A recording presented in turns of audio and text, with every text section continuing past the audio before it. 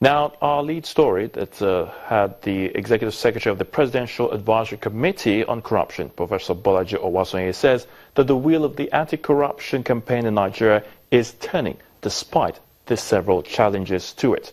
Now, it was organized by the Association of Yorubas in Diaspora in South Africa. And for more on that, we have our Johannesburg Bureau Chief, Betty Dibiah, who joins us now to talk more about this roundtable on anti-corruption.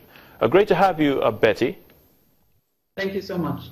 Now, tell us, so this roundtable organized by the Association of Yorubas in Diaspora in South Africa, would you call it a timely meeting at that, considering the fact that we've had several governments that has come in the past talking about their desire to tackle corruption? It's the same that we're having with this present-day administration of President Muhammadu Buhari. Now, what exactly will you say this roundtable hope to achieve? Will it have any effect at all on the anti-corruption war in Nigeria? Yes, well, basically, it's just citizens voicing their concerns like everybody else regarding the issue of corruption, and especially for those living outside the country, we know the effect that is having on them, their self-image as citizens of a country. When you hear, oh, they're Nigerians, okay. So it's an issue, timely, anytime, really.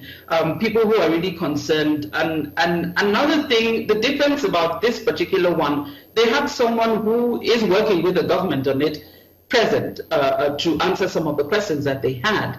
And they're not just looking at government as well, they're looking at what they too can do as citizens of the country to make a difference and to tackle the issue of corruption. So there were many questions, and there were also suggestions and comments as well. We heard the professor who was talking about involving the youths, letting them know, setting good examples for the youths who don't know any better because they've not had role models, good role models in the recent past.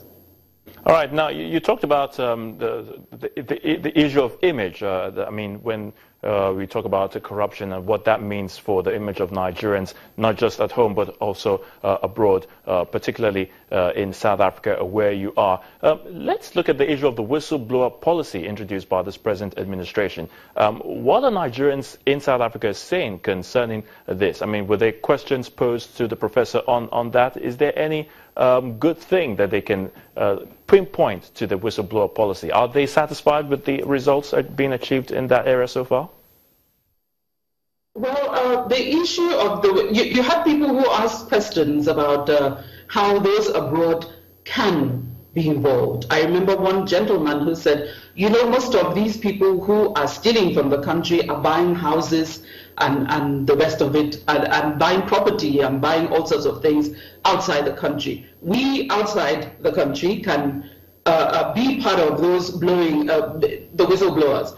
Of course, the professor said, look, as Nigerian citizens, anywhere you are, you can be part of this fight against corruption. And whistleblowing is not exclusive to those within the country, but especially for those outside as well, to bring the attention of the government to those who are, you know, spoiling the image of the country, stealing from the country and bringing it elsewhere. So they were reminded that they can actually be involved in that fight, in that regard.